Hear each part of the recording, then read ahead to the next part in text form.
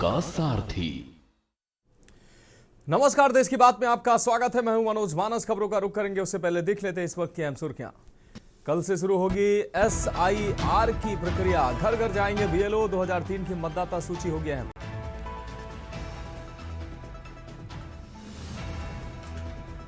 UP में 45,000 home guard की भर्ती का रास्ता साफ। शासन ने दी मंजूरी। लिखित परीक्षा के बाद बनेगी मेरिट। 11 नवंबर को जम्मू कश्मीर में 2 सीटों पर विधानसभा उपचुनाव। पार्टी में असंतोष और सहयोगी कांग्रेस की नाराजगी से उमर अब्दुल्ला की बड़ी मुश्किल है।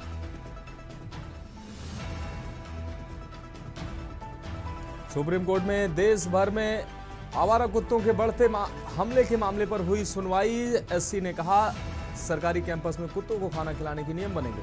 राजस्थान के एक्सप्रेसवे पर मौतों के बाद एक्शन हाईवे किनारे से अवैध ढाबों को हटाया गया। भारी वाहनों की पार्किंग से हो रहे हैं हादसे।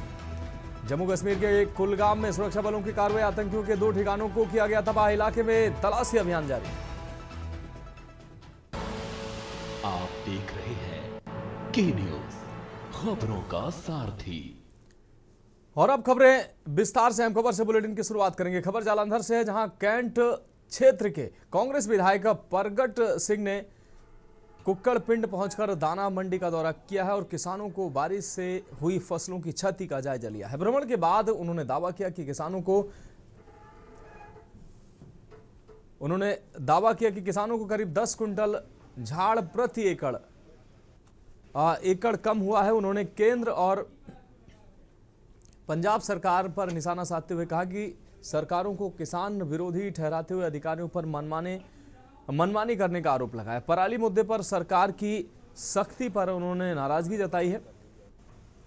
इलेक्ट्रिसिटी अमेंडमेंट एक्ट को लेकर सीएम भगवंत मान से विद्युत उपभोक्ताओं की शंकाओं का समाधान करने पर जोर दिया। उन्होंने आरोप लगाया कि पिछले दिनों एक खबर दबाने के लिए पुलिस ने आपको बता दें, अखबार ले जा रही गाड़ी को घंटों रोके रखा। विश्व कप विजेता बनने के लिए भारतीय महिला क्रिकेट टीम को बधाई भी दी।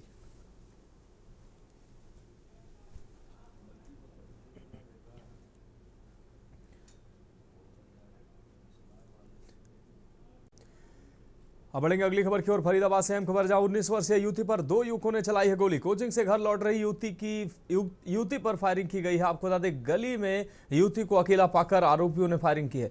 तमंचे से 2 राउंड फायरिंग हुई है, जिससे युवती घायल हुई है। मौके पर हथियार छोड़कर भाग निकले दोनों आरोपी। कंधे में गोली लगने से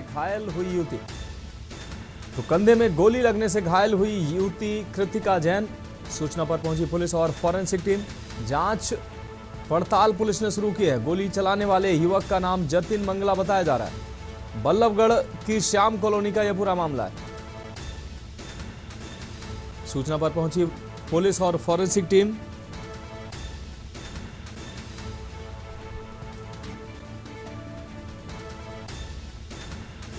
तो बल्लभगढ़ की श्याम कॉलोनी का यह पूरा मामला है। यह अहम खबर आपको दिखा रहे हैं। फरीदाबाद से 19 वर्षीय युवती पर 2 युवकों ने चलाई गोली। कोचिंग से घर लौट रही थी युवती, जिस पर फायरिंग की गई। मुंह में से खून भी आ रहा था, मुंह में, हाथ पे भी आ रहा था उसके। ओके, है ना। हमने ऐसा कुछ नहीं देखा। हम तो आवाज तो वो चिल्लाई थी, हम सोचे किसी ने बम फोड़ दिया गली में। Okay okay. हम तो वो देख डर के उसके मुंह में खून देखा इसके पापा ने, तब वो नीचे भाग के आए। हम लोग खाना खाते उस टाइम 5 बजे थे। ओके, आप लोग खाना खा रहे थे और आपने ये देखा कि भाई उस बच्ची को खून निकल रहा था और उसके बाद पहुंचा दिया हॉस्पिटल में। वो नहीं देखा, पता नहीं, वो तो पहले भाग गया। आवाज सुनी आपने? आवाज सुनी थी खाली, बम फोड़ दिया किसी ने, ये पता था। बाइक वाइक को इसने जाते हुए देखा? हमने तो देखा ही नहीं कि ऊपर थे ना हम लोग। आ रही है, अभी टीम आ रही है, टीम आ रही है। सर गोली कब चली है सर? ये 5 सवा 5 के आसपास की। तो किसी को लगी? हाँ, कनिका जैन नाम की लेडी है। कनिका जैन नाम की। सर कितने बंदे आए थे सर? अकेला बता रहे हैं अभी तो। अकेला बता रहे हैं। कैसी अभी हालत कैसी? अभी हॉस्पिटल में टीम गई हुई है, उसके बाद पता चलेगा। तो सर थे हमारे साथ में जो कि ऐसा। अब बढ़ेंगे अगली खबर की ओर। हरियाणा की रेवाड़ी पुलिस को एक अंतर राज्यीय चैन स्नैचिंग गिरोह के सरगना को गिरफ्तार करने में बड़ी सफलता हाथ लगी है। गिरफ्तार किए गए आरोपी का नाम विक्रम है, जो राजस्थान के कोटपुतली का रहने वाला है। पकड़े गए आरोपी पर राजस्थान और हरियाणा में 2019 से 2024 तक चैन स्नैचिंग के 22 मुकदमे दर्ज हैं, जिनमें से 10 मुकदमों में उसकी गिरफ्तारी पहले हो चुकी है, जबकि 12 मुकदमों में गिरफ्तारी अभी भी बाकी थी और राजस्थान पुलिस ने इस पर 5,000 का इनाम भी रखा हुआ था।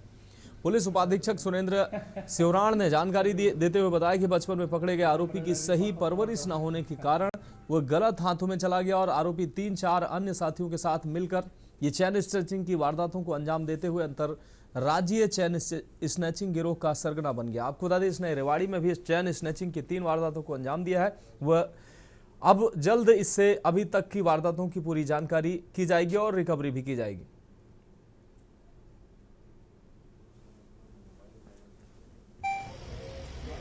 ये हमारे एसपी साहब श्री हेमेंद्र मीणा आईपीएस के नेतृत्व में कार्य करते हुए तथा रेवाड़ी में अपराध पर अंकुश लगाने के मद्देनजर कार्य करते हुए हमारी सीआईए टीम रेवाड़ी ने एक अंतर्राज्यीय चैन स्नैचिंग का पर्दाफाश किया है और उसके सरगना को पकड़ने में सफलता हासिल की है। कितने मुकदमे सर, क्या बैकग्राउंड है? ये जो सरगना है जिसको अरेस्ट किया है पुलिस ने, इस पे अब तक टोटल 22 मुकदमे हमारी नॉलेज में आए हैं, जिसमें 10 में ये अरेस्ट हो चुका है। अब बढ़ेंगे अगली खबर की और। खबर फरीदाबाद से है, जहां तिगांव विधानसभा क्षेत्र के नवादा गांव में बाइक धीरे चलाने को लेकर टोकना युवक व उसके परिवार पर महंगा पड़ गया। इससे गुस्साए 8 युवकों ने हमला कर युवक सहित परिवार को घायल कर दिया। हमला सहित मारपीट सीसीटीवी कैमरे में कैद हुई है। पीड़ित की शिकायत पर पुलिस ने मामला दर्ज कर जांच शुरू कर दी। हालांकि आरोपी फिलहाल पुलिस की पहुंच से दूर हैं, जबकि पुलिस शीघ्र गिरफ्तारी करने का दावा कर रही है।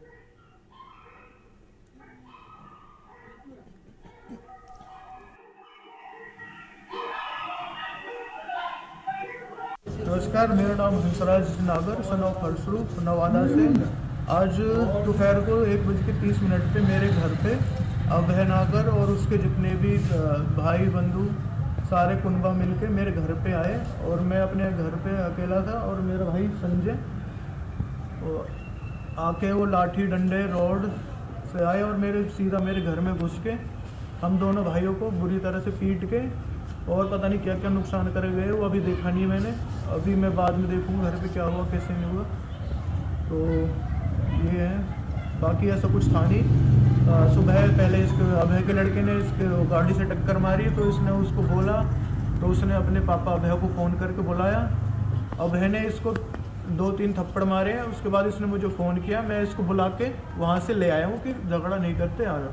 जी, कल IMT चौकी में एक शिकायत प्राप्त हुई तो हंसराजवासी नवादा ने एक शिकायत दी, जिसने उसमें आरोप लगाया कि 8-10 व्यक्तियों ने उसके घर में घुसकर लाठी डंडा से उसके भाई संजय उसके साथ मारपीट की, जिसमें दोनों भाई घायल हो गए हैं। और इस मामले में शिकायत पर थाना सदर बल्लमगढ़ में मारपीट की धाराओं के अंतर्गत मामला दर्ज कर लिया गया है। कितने लोगों के खिलाफ है जो शिकायत दी है? जी, मामले में 8 व्यक्ति नामजद हैं और 3-4 अन्य हैं जिनके खिलाफ ये मामला दर्ज किया गया है। पुलिस द्वारा मामला दर्ज करने उपरांत गांव में जाकर रेड की गई है, परंतु आरोपीगण घर पर नहीं मिले।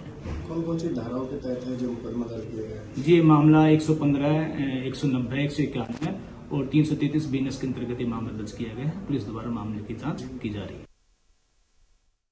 बढ़ेंगे अगली खबर की ओर। खबर गुरुग्राम से, जहां किराए को लेकर हुए विवाद में 17 वर्षीय युवक पर कातिलाना हमला हुआ है। पुलिस ने हमलावर आरोपी को गिरफ्तार करते हुए मौके से कारतूस, बांस, डंडा, खोखा व वारदात में इस्तेमाल कार को बरामद किया है। पुलिस प्रवक्ता संदीप कुमार ने बताया कि ग्वाल पहाड़ी में भूसा तोड़ी की दुकान पर गोली चलने की सूचना पर पुलिस मौके पर पहुंची। झगड़े में घायल धनराज के भाई ने पुलिस को बताया कि सन सिटी स्थित निजी जमीन पर वो किराए की रेहड़ी लगवाता है।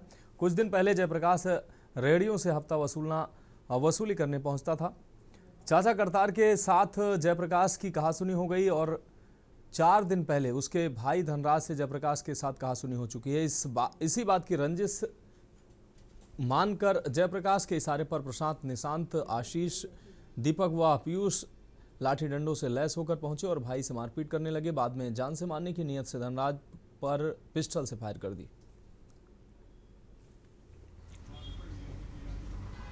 में कल 2 तारीख को शाम करीब 4-5 बजे के आसपास में ग्वालपाड़ी पुलिस चौकी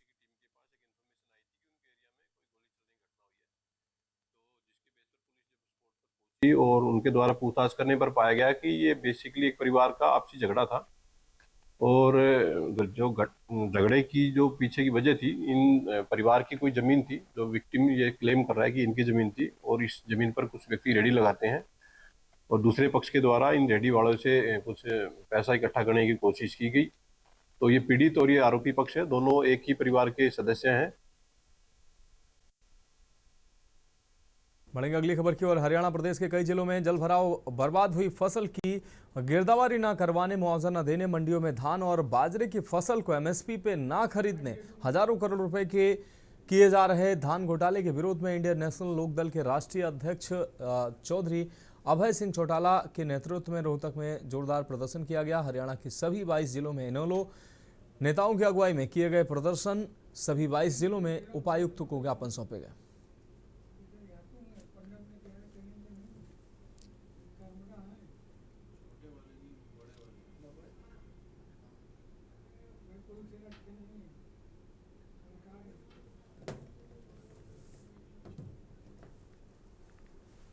अब बढ़ेंगे अगली खबर की ओर। हरियाणा के मुख्यमंत्री नायब सिंह सैनी की अध्यक्षता में आज हुई मंत्रिमंडल की बैठक में कुल 14 एजेंडों पर मुहर लगी है, जिससे प्रदेश में सामाजिक सुरक्षा, प्रशासनिक पारदर्शिता और औद्योगिक विकास के नए रास्ते खुल गए हैं। मंत्रिमंडल ने 1984 के सिख विरोधी दंगों के पीड़ितों के आश्रितों को सरकारी नौकरी देने सहित कई बड़े और ऐतिहासिक निर्णय लिए हैं। सरकार ने 1984 के सिख विरोधी दंगों के पीड़ित परिवारों के दर्द को समझते हुए उनके एक सदस्य को रोजगार देने का अहम निर्णय लिया है। इन आश्रितों को हरियाणा कौशल रोजगार निगम के माध्यम से नौकरी दी जाएगी। यह सुविधा उन परिवारों को भी मिलेगी जो दंगों के समय हरियाणा के निवासी थे, भले ही मृत्यु राज्य से बाहर हुई हो।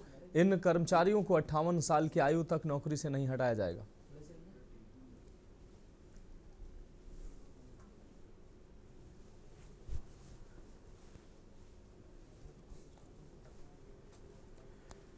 अब बढ़ेंगे अगली खबर की ओर। हरियाणा में इस वर्ष जुलाई से सितंबर के बीच हुई अत्यधिक बारिश और व्यापक जलभराव के कारण खरीफ फसल को हुई भारी नुकसान को लेकर किसानों में गहरा असंतोष है। प्रमुख विपक्षी दल इंडियन नेशनल लोकदल इनेलो ने इस मुद्दे को उठाते हुए सरकार की कथित निष्क्रियता पर गंभीर सवाल खड़े किए और राज्यपाल को एक विस्तृत ज्ञापन सौंपा है, जिसमें किसानों की मांगों पर तत्काल कार्रवाई की मांग की गई। इनेलो ने अपने ज्ञापन में कहा है कि सरकारी स्तर पर किए गए बाढ़ नियंत्रण और जल निकासी के प्रबंध नाकाफी हैं, जिसके परिणाम स्वरूप 12 जिलों में लगभग 19 लाख एकड़ फसलों का नुकसान हुआ है और करीब 4.5 लाख किसान प्रभावित हुए हैं। पार्टी ने मांग की है कि किसानों को हुए नुकसान की भरपाई के लिए कम से कम 50,000 प्रति एकड़ की दर से मुआवजा दिया जाए।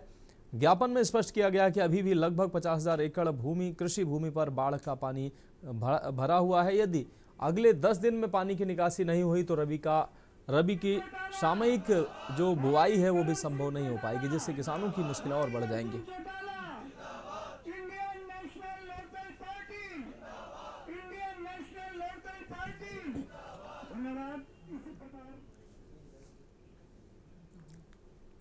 अब बढ़ेंगे अगली खबर की ओर। सिख गुरु श्री गुरु तेग बहादुर के 350वें शहीदी वर्ष पर आयोजित होने वाले कार्यक्रमों के मद्देनजर सर्वदलीय बैठक हुई है। सीएम नायब सिंह सैनी की अध्यक्षता में हुई बैठक में नेता विपक्ष भूपेंद्र सिंह हुड्डा व कैबिनेट मंत्री अनिल विज ने विचार रखे। साथ ही बीजेपी के प्रांतीय अध्यक्ष मोहनलाल कौशिक, कांग्रेस के प्रदेश अध्यक्ष राव नरेंद्र, इनेलो से गुरविंदर धमीजा, जेजेपी के प्रदेश अध्यक्ष ब्रज शर्मा, आम आदमी पार्टी से सुशील गुप्ता व बीएसपी से कृष्ण जमालपुर भी बैठक में शामिल रहे।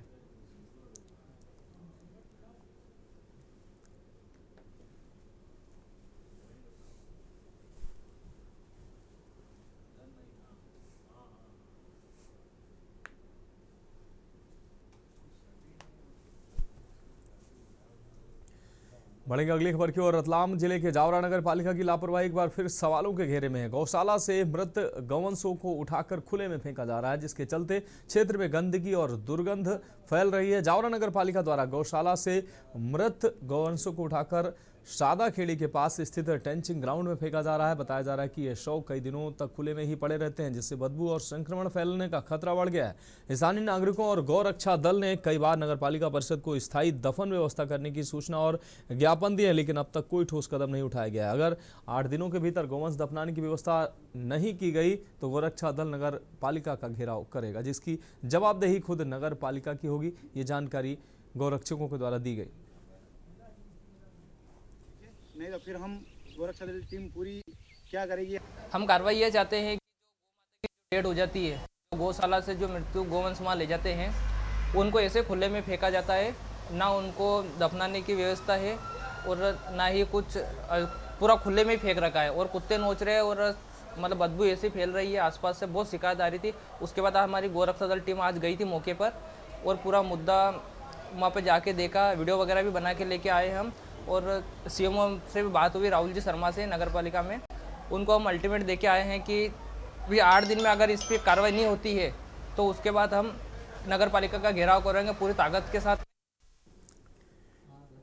बढ़ेंगे अगली खबर की ओर। हजारीबाग में पंचतत्व सेवा संगठन अपने स्थापना के प्रथम वर्षगांठ के अवसर पर 5 नवंबर 2025 को भव्य वार्षिक उत्सव समारोह का आयोजन पैराडाइज रिसोर्ट में करने जा रहा है। इस अवसर पर बतौर मुख्य अतिथि झारखंड के महामहिम राज्यपाल डॉक्टर संतोष कुमार गंगवार उपस्थित रहेंगे। कार्यक्रम में विशिष्ट अतिथि के रूप में सांसद हजारीबाग मनीष जायसवाल, सदर विधायक प्रदीप प्रसाद समेत जिले के सभी विधायक एवं जनप्रतिनिधि भाग लेंगे। पंचतत्व सेवा संगठन मुख्य रूप से आयुर्वेद से जुड़ी संस्था है जो जन जन में स्वास्थ्य के प्रति जागरूकता फैलाने का कार्य कर रही है। संस्था का मानना है कि प्राचीन काल में आयुर्वेद के माध्यम से ही सभी बीमारियों का स्थायी इलाज किया जाता था और लोग पूर्ण रूप से स्वस्थ रहते थे। संस्था का उद्देश्य आयुर्वेद को जन साधारण तक पहुंचाना और एलोपैथिक दवाओं के दुष्प्रभावों से लोगों को बचाना है। संस्था लगातार नए आयुर्वेद चिकित्सा केंद्र खोल रही है जहां लोगों को निःशुल्क इलाज की सुविधा भी दी जा रही है।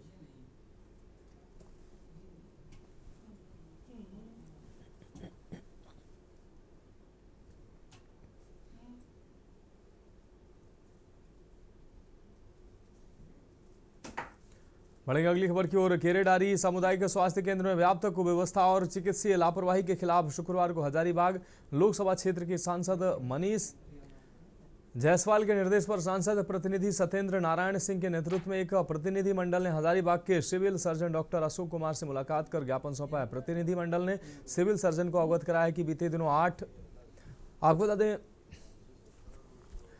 दिनों छठ महापर्व के दौरान तालाब में डूबने से 2 बच्चियों की मौत की घटना के समय केरेडारी सीएससी में चिकित्सक की अनुपस्थिति रही जिससे चिकित्सीय लापरवाही उजागर हुई है। इस संदर्भ में सांसद प्रतिनिधि ने संबंधित चिकित्सक और चिकित्सा कर्मियों पर तत्काल विभागीय कार्रवाई करने तथा केरेडारी सीएससी में पर्याप्त संख्या में चिकित्सक और स्वास्थ्य कर्मियों की उपलब्धता सुनिश्चित करने की मांग की। इस अवसर पर लोकसभा सांसद मीडिया प्रतिनिधि रंजन चौधरी एवं भारतीय जनता पार्टी के प्रदेश कार्य समिति सदस्य अनिल मिश्रा भी उपस्थित रहे।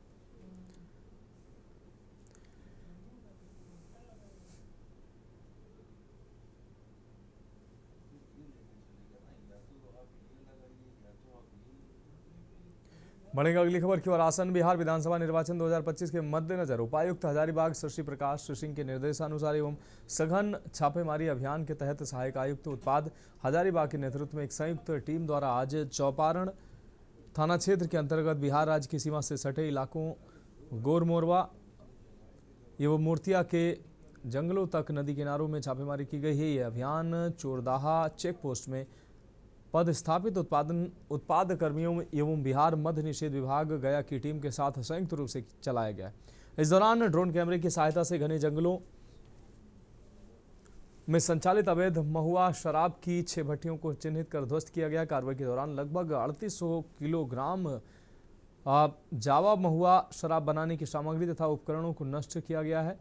करीब 230 लीटर तैयार महुआ शराब को जब्त किया गया। संलिप्त व्यक्तियों की पहचान की जा रही है, उनके विरुद्ध सुसंगत धाराओं में कार्रवाई की तैयारी की जा रही है।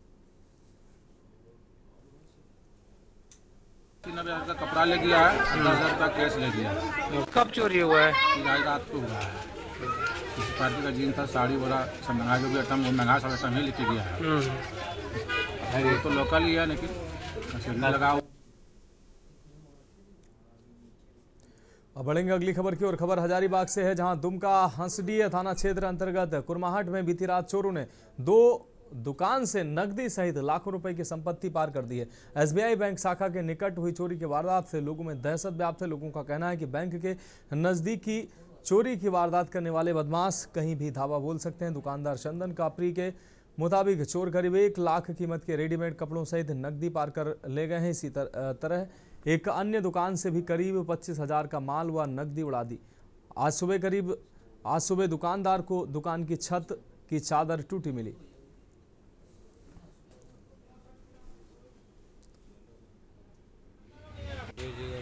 3,000 का कपड़ा ले गया है, 10,000 का कैश ले गया है। कब कल रात को हुआ है। किसी पार्टी का जीन था, साड़ी बोरा सब महंगा, जो भी आइटम वो महंगा सब आइटम ही लेके गया है। ये तो लोकल ही है, लेकिन कचेरी लगा हुआ है। कितने पतला आदमी ढुकलो। खबरों में फिलहाल वक्त एक ब्रेक का, जल्द हाजिर होंगे। ब्रेक के बाद देश की बात में एक बार फिर से आपका स्वागत है। रुक करेंगे अगली अहम खबर का। बलरामपुर से अहम खबर है, जहां रजत महोत्सव के दूसरे दिन कार्यक्रम का आयोजन किया गया। मुख्य अतिथि के रूप में कैबिनेट मंत्री राम विचार शामिल हुए। जिला स्तरीय कर्मा महोत्सव का आयोजन किया गया। शासन की योजनाओं के लगे स्टॉल का निरीक्षण किया। हितग्राही मुलाक योजनाओं के तहत सामग्री वितरण। हाई स्कूल मैदान में चल रहा ये कार्यक्रम।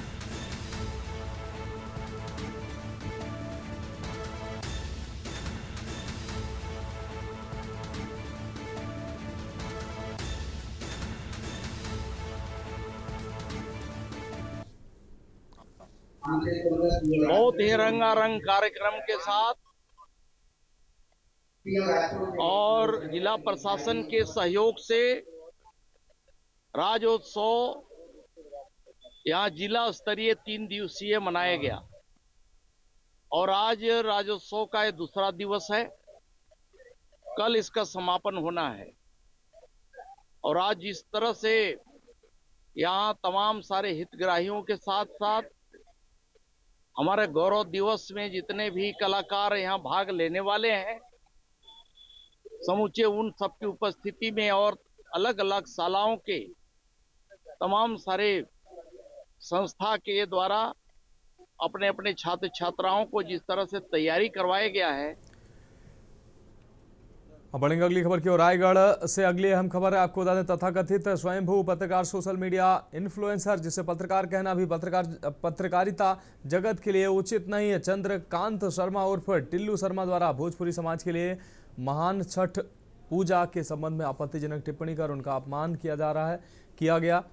अपमान केवल भोजपुरी समाज नहीं अपितु पूरे सनातन धर्म का एवं छठी मैया के हर उस लाल का जो छठी मैया की आराधना करते हैं, उपासना करते हैं, पूजा करते हैं, हर उस श्रद्धा और आस्था का अपमान है जो छठी मैया और भोजपुरी समाज से जुड़ा हुआ है। आज आपको बता दें टिल्लू शर्मा के खिलाफ थाना कोतवाली पर अपराध पंजीकृत किया गया है। रायगढ़ पुलिस द्वारा जल्द ही टिल्लू शर्मा के ऊपर कार्रवाई कर गिरफ्तार कर सलाखों के पीछे भेजने की प्रक्रिया की बात कही जा रही है।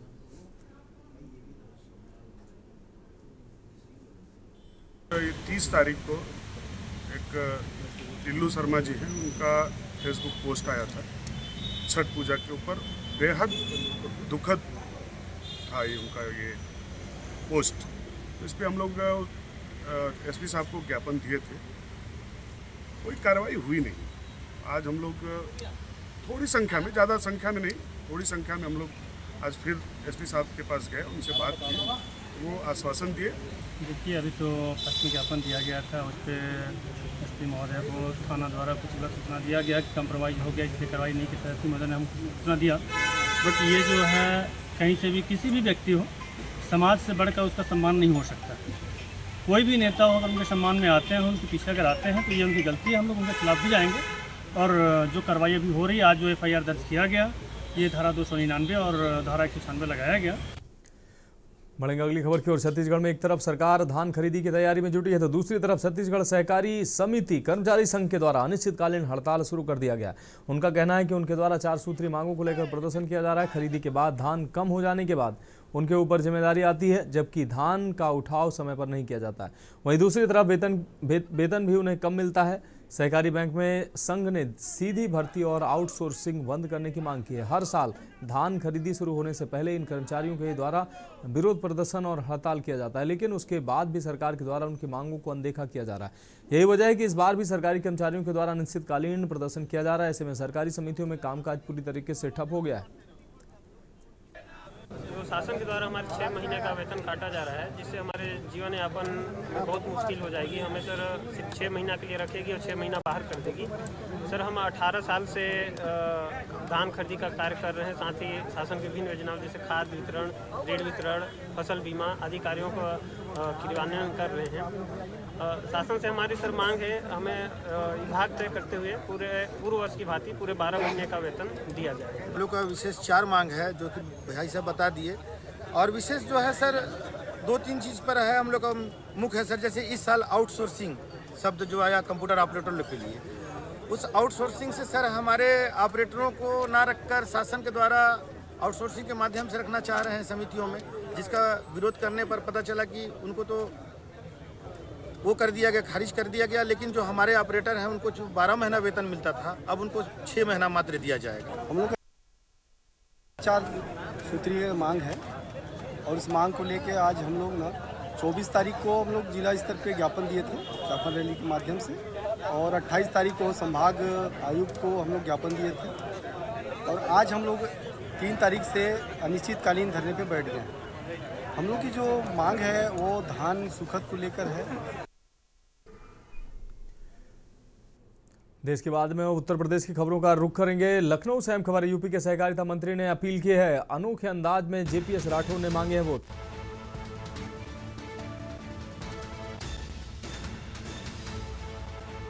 अनोखे अंदाज में जेपीएस राठौर ने मांगे हैं वोट।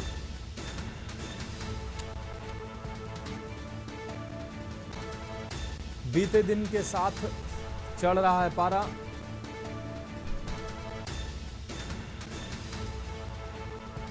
यूपी के सहकारिता मंत्री ने अपील की है, अनोखे अंदाज में जेपीएस राठौर ने मांगे हैं वोट।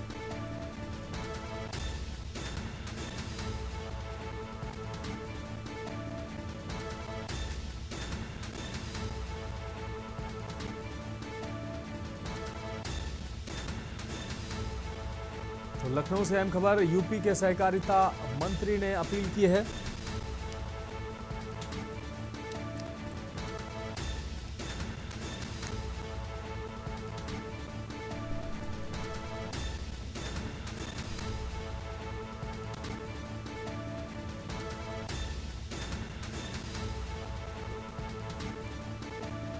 तो यूपी के सहकारिता मंत्री ने अपील की है।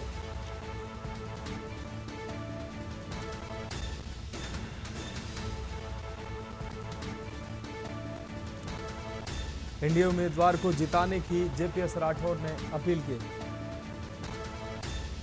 दिन बीतने के साथ चल रहा सियासी पारा। तो लखनऊ से अहम खबर, यूपी के सहकारिता मंत्री ने अपील की, अनोखे अंदाज में जेपीएस राठौर ने मांगे वोट। तो बिहार चुनाव में एनडीए उम्मीदवार के लिए एनडीए उम्मीदवार को जिताने की अपील जेपीएस राठौर ने किया है। दिन बीतने के साथ चढ़ रहा सियासी पारा। अब बढ़ेंगे अगली खबर की ओर। सीतापुर से अहम खबर है, तेज रफ्तार कार ने ई रिक्शा को टक्कर मारी। हादसे में ई रिक्शा सवार एक की मौत हुई, जबकि 2 बच्चे समेत 5 लोग घायल हुए हैं। सभी घायलों को गंभीर हालत में सीएचसी ले जाया गया। ई रिक्शा चालक समेत 2 को हायर सेंटर रेफर किया गया। भाग रहे चालक को वाहन समेत पुलिस ने हिरासत में लिया है। शव का पंचनामा भरकर पोस्टमार्टम के लिए पुलिस ने भेजा। सिधौली कोतवाली इलाके के नेशनल हाईवे 30 पर यह हादसा हुआ। ई रिक्शा चालक समेत 2 को हायर सेंटर रेफर किया गया है। और अगली खबर भी सीतापुर से है, जहां पड़ोसियों ने पीट कर युवक की हत्या की है। युवक को डंडे से पीट कर मौत के घाट उतारा है। हत्या करने के बाद मौके से फरार हुए आरोपी।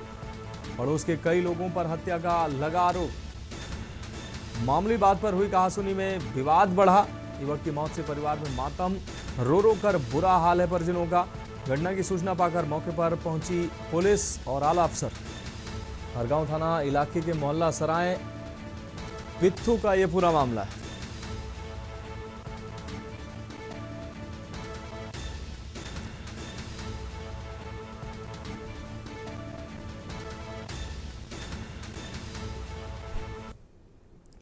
अब बढ़ेंगे अगली खबर की ओर। लखनऊ से अहम खबर है, माटी कला मेलों में बना बिक्री का रिकॉर्ड। 4.2 करोड़ रुपए के कारोबार का आंकड़ा पार हुआ है। राजधानी सहित महानगर में खूब जुटे मेला थे। लोगों ने उत्साह से माटी उत्पादों की खरीदारी की। तो 70 जनपदों में आयोजित हुए लघु माटी कला मेला। लघु माटी कला मेलों में 2.2 करोड़ की हुई बिक्री। पिछले वर्ष हुआ था 91 लाख का कारोबार। कारीगरों को सीधे उपभोक्ताओं से जोड़ना सफल रहा। माटी कला के प्रोत्साहन को प्रतिबद्ध योगी सरकार ने प्रोत्साहन के लिए गठित किया बोर्ड।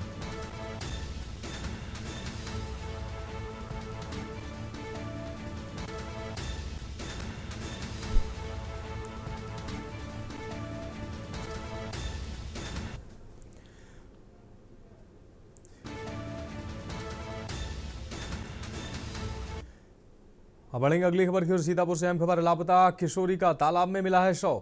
शनिवार की सुबह घर से लापता हुई थी किशोरी। परिजनों की सूचना पर पुलिस ने दर्ज की थी गुमशुदगी। सोमवार शाम गांव के बाहर तालाब में उतराता मिला था शव। तालाब से शव बरामद होने से बस्ती में हड़कंप मच गया है। सूचना पाकर पहुंची पुलिस और फॉरेंसिक टीम।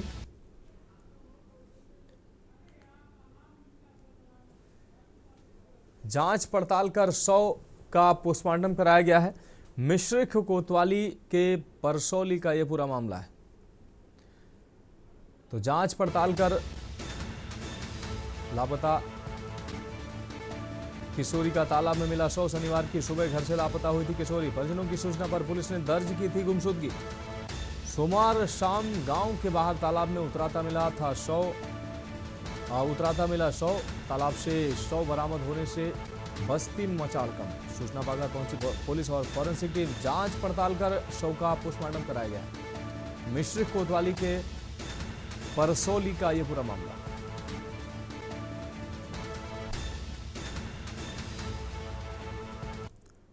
अब बढ़ेंगे अगली खबर की ओर। कानपुर से अहम खबर। जरीब चौकी से विजयनगर चौराहे तक भीषण जाम की स्थिति बन गई। एम्बुलेंस फंसी बीच रास्ते में, मरीज की परेशानी बढ़ी। पुलिस चौतरफा जाम खुलवाने में जुटी नजर आई। घंटों जाम में फंसे वाहन। इस दौरान चालक परेशान। मुख्य मार्ग पर वाहनों की लंबी कतारें देखने को मिली। सड़क पर रेंगते नजर आए वाहन। ट्रैफिक पुलिस के सभी अधिकारी मौके पर मौजूद रहे। लोगों से वैकल्पिक मार्ग अपनाने की भी अपील की गई।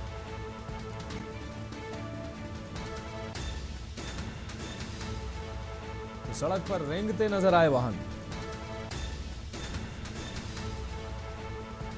ट्रैफिक पुलिस के सभी अधिकारी मौके पर मौजूद। लोगों से वैकल्पिक मार्ग अपनाने की अपील की गई।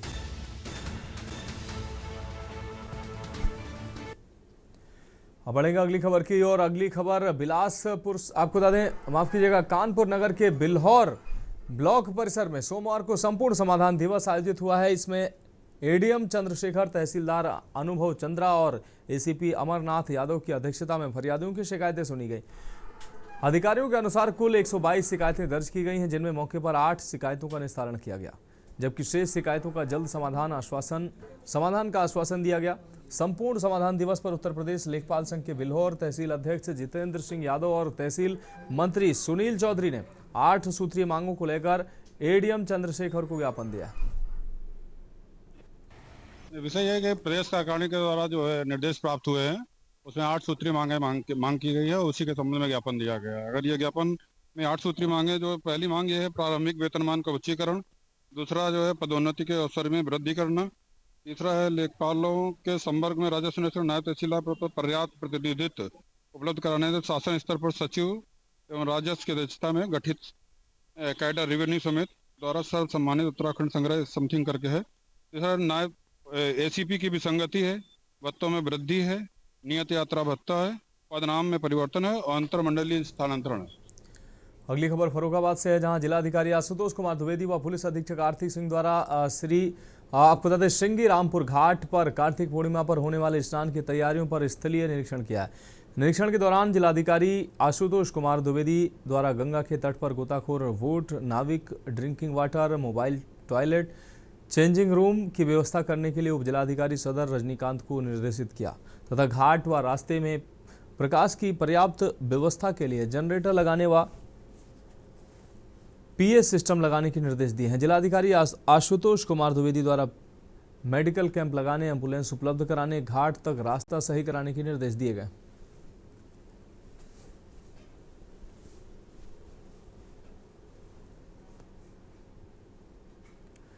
अब बढ़ेंगे अगली खबर की ओर। खबर लखनऊ से है, जहां डीजीपी राजीव कृष्ण ने ट्वीट कर भारतीय महिला क्रिकेट टीम की स्टार हरफनमौला खिलाड़ी दीप्ति शर्मा को बधाई दी।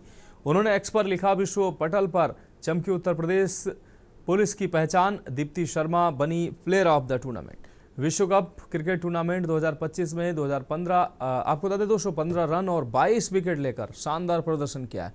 पोस्ट में बताया गया है कि सीएम योगी आदित्यनाथ की कुशल खिलाड़ी योजना के तहत दीप्ति शर्मा स्पोर्ट्स कोटे के तहत डीएसपी पद पर नियुक्त हैं।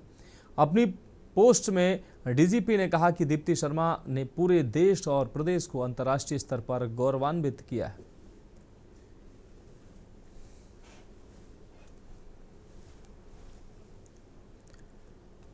बढ़ेंगे अगली खबर की ओर। औरैया जिले में 1 से 31 अक्टूबर तक चला संचारी रोग नियंत्रण माह पूरा हो चुका है, लेकिन स्वास्थ्य विभाग की कार्य प्रणाली पर गंभीर सवाल खड़े हो रहे हैं। माह के सफल समापन के बावजूद विभाग ने अब तक अभियान की आधिकारिक रिपोर्ट जारी नहीं की है, जिससे पूरे कार्यक्रम की पारदर्शिता संदेह के घेरे में आ गई है। स्थानीय लोगों का दावा है कि शहर की सड़कों, कॉलोनियों, यहां तक कि अस्पताल परिसरों में गंदगी व मच्छरों के झुंड स्पष्ट रूप से देखे गए हैं, जो विभाग के फॉगिंग और एंटी लार्वा छिड़काव के दावों पर प्रश्न चिन्ह लगाते हैं। स्वास्थ्य विभाग ने अक्टूबर माह में संचारी रोगों जैसे डेंगू, मलेरिया और चिकनगुनिया की रोकथाम के लिए बड़े पैमाने पर गतिविधियां चलाने का दावा किया था। हालांकि जमीनी हकीकत इससे अलग नजर आ रही है। सीएमओ और नोडल अधिकारी द्वारा बार बार मांगे जाने के बावजूद अभियान की विस्तृत रिपोर्ट अभी तक जमा नहीं की गई है। फॉगिंग, दवा खरीद और जागरूकता कार्यक्रमों पर खर्च हुए बजट के ब्यौरे को लेकर स्वास्थ्य विभाग का गोलमोल रवैया संदेह को और बढ़ा रहा है। कई क्षेत्रों से ऐसी तस्वीरें सामने आई हैं जिनमें पानी का ठहराव, गंदगी स्पष्ट है, जो संचारी रोगों को न्योता देने वाली स्थिति है। इस पूरे मामले में स्वास्थ्य विभाग के वरिष्ठ अधिकारियों की चुप्पी हैरान करने वाली है। नागरिकों का कहना है कि यदि अभियान सफलतापूर्वक चलाया गया तो रिपोर्ट जारी करने में देरी क्यों की जा रही है।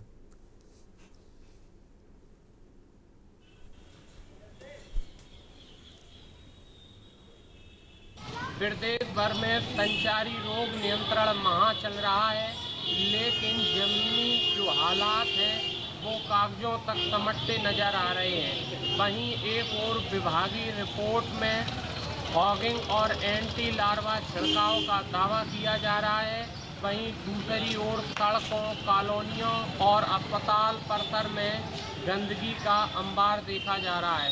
लोग मलेरिया और डेंगू के खौफ में जी रहे हैं। वहीं विभागीय रिपोर्ट कागजों तक समेटती नजर आ रही है। तस्वीरें बयां कर रही हैं कि जब अस्पताल परिसर साफ नहीं तो अन्य बस्तियों का क्या हाल होगा। कैमरामैन आशुतोष के साथ उमेश अवस्थी, के न्यूज इंडिया, औरैया।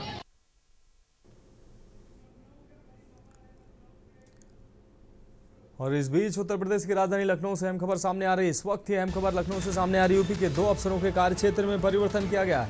लखनऊ से इस वक्त की बड़ी और अहम खबर, वीसी पीडीए ऋषि राज को माघ मेला अधिकारी का अतिरिक्त प्रभार दिया गया है। दयानंद प्रसाद को अपर माघ मेला अधिकारी का चार्ज दिया गया। 2 अफसरों के कार्य क्षेत्र में परिवर्तन किया गया है। अहम खबर लखनऊ से आपको दिखा रहे हैं। तो लखनऊ से अहम खबर, यूपी के 2 अफसरों के कार्य क्षेत्र में परिवर्तन किया गया है। वीसी पीडीए ऋषि राज को माघ मेला अधिकारी का अतिरिक्त प्रभार सौंपा गया है। दयानंद प्रसाद को अपर माघ मेला अधिकारी का चार्ज मिला है। 2 अफसरों के कार्य क्षेत्र में परिवर्तन किया गया है। तो लखनऊ से अहम खबर, यूपी के 2 अफसरों के कार्य क्षेत्र में परिवर्तन किया गया है। और अगली खबर मैनपुरी से है, जहां थाना भोगांव इलाके के नगला दीपा गांव में एक युवक को तालिबानी सजा देने का मामला सामने आया है। तालिबानी प्रताड़ना का किसी ने वीडियो बनाकर वायरल कर दिया। वायरल वीडियो में मानवता को शर्मसार करती तस्वीरें नजर आ रही। वीडियो में दबंग युवक को खेत में अर्धनग्न अवस्था में बेरहमी से पीटते दिखाई दे रहे हैं ये दबंग युवक, जबकि पीड़ित युवक गिड़गिड़ाते हुए जान की भीख मांग रहा है। इसके बावजूद बेखौफ दबंग युवक को बेरहमी से लगातार पीट रहे हैं। दबंगों की बर्बरता से युवक को गंभीर चोटें आई, जिससे उसकी हालत गंभीर बनी हुई है। बताया गया है कि पीड़ित युवक यशवीर घर से किसी कार्य से भोगांव कस्बा जा रहा था। इसी दौरान दबंगों ने उसे पकड़कर तालिबानी सजा दी। पूरे मामले की पृष्ठभूमि में दोनों पक्षों के बीच रंजिश की वजह बताई जा रही है।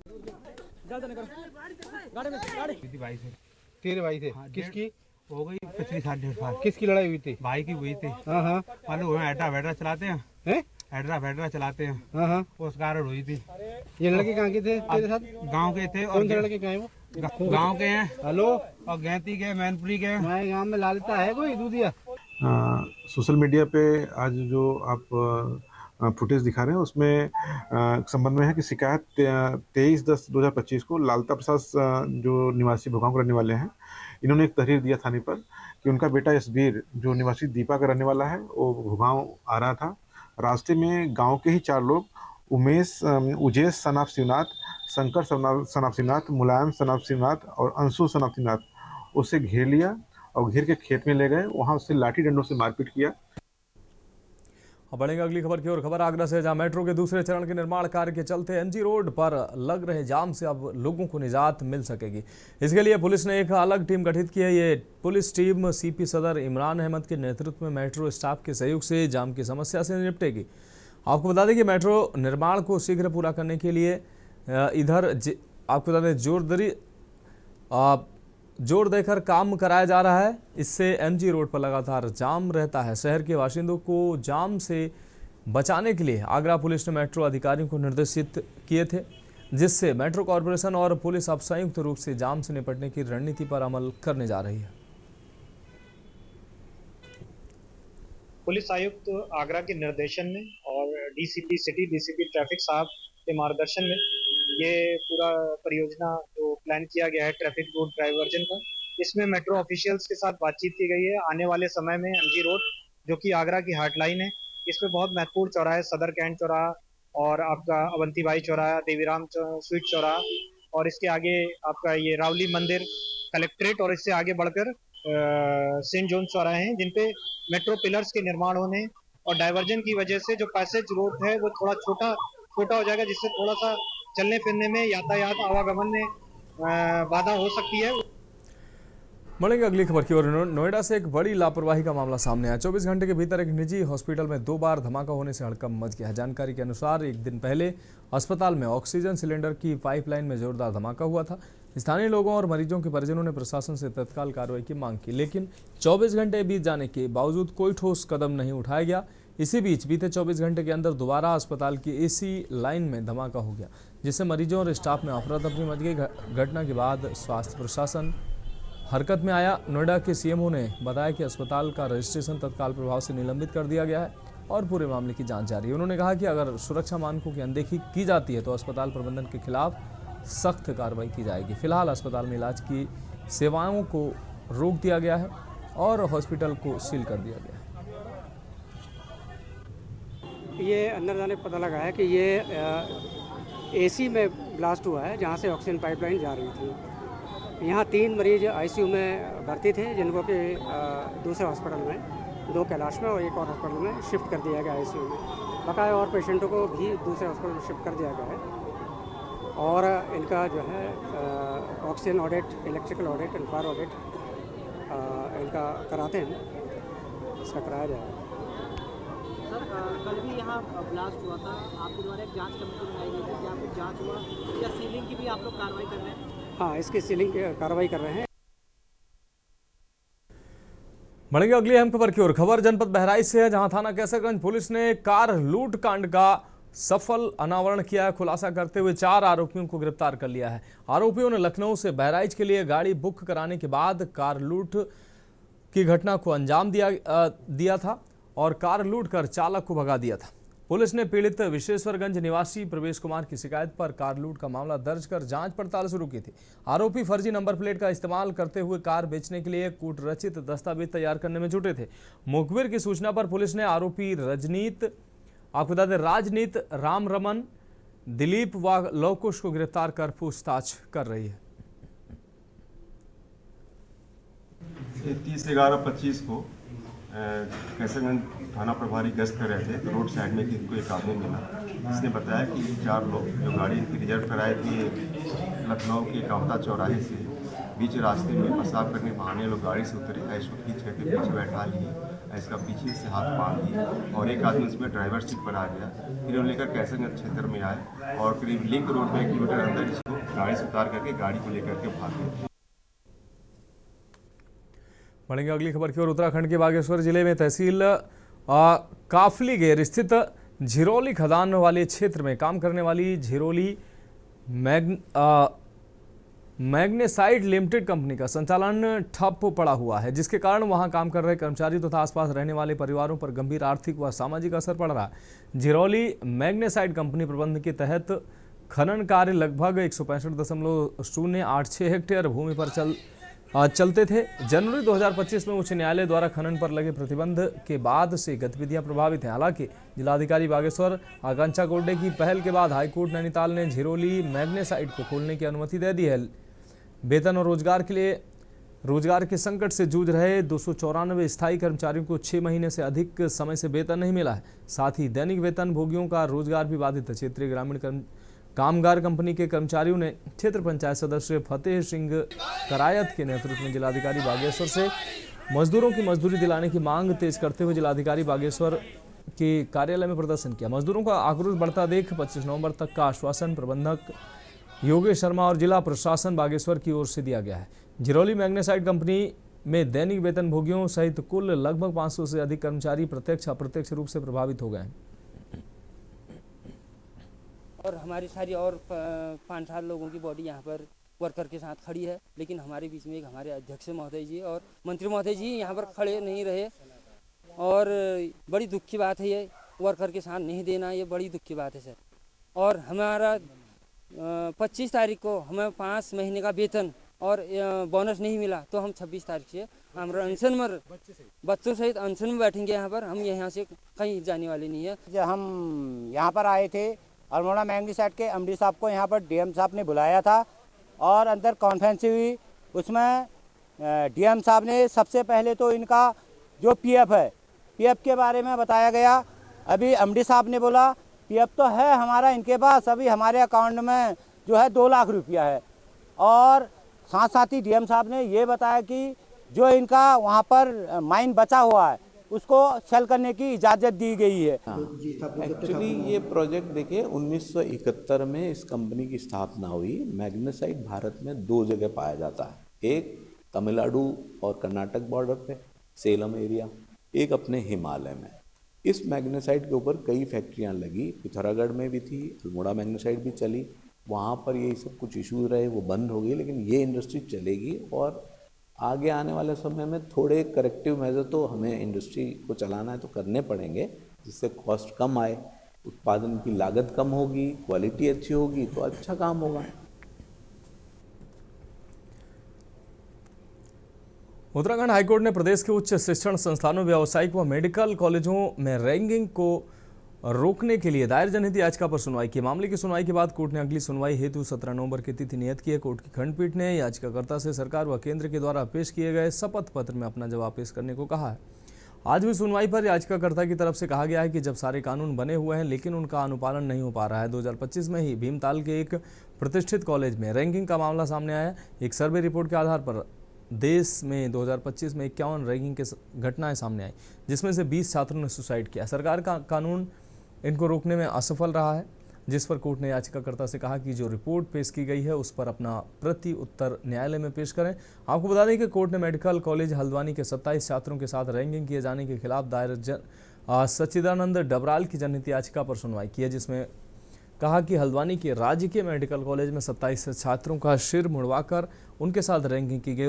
उनके पीछे बाकायदा ये एक सुरक्षा गार्ड भी चल रहा है। हालांकि कॉलेज प्रबंधन का कहना है कि उनके पास रैंकिंग की कोई शिकायत नहीं आई है। रैंकिंग का सुशीला तिवारी मेडिकल कॉलेज में जो हुए थे 2022 में, उसके संबंधित पीएल थी, जिसमें हमने कहा था कि सारे हायर एजुकेशन में रैगिंग हो रही है, डेथ्स हो रही है, उसके लिए कोई लॉ नहीं बना हुआ, ना उत्तराखंड में बना हुआ है ना केंद्र सरकार ने बनाया।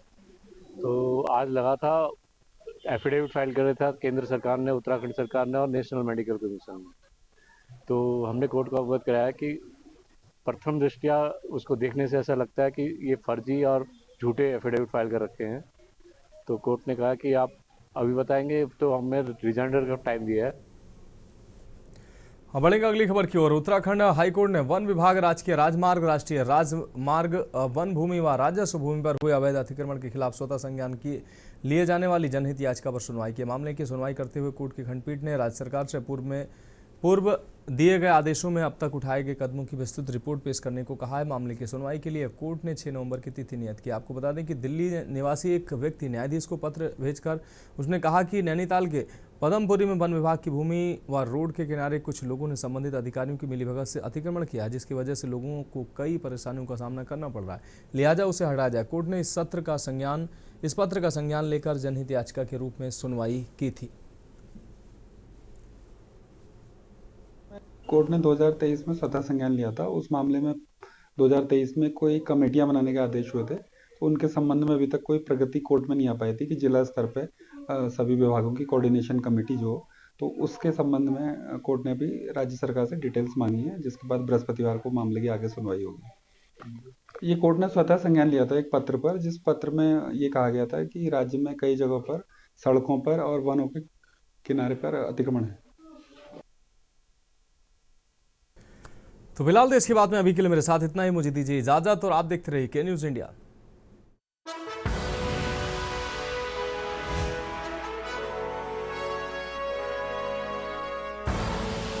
आप देख रहे हैं के न्यूज़, खबरों का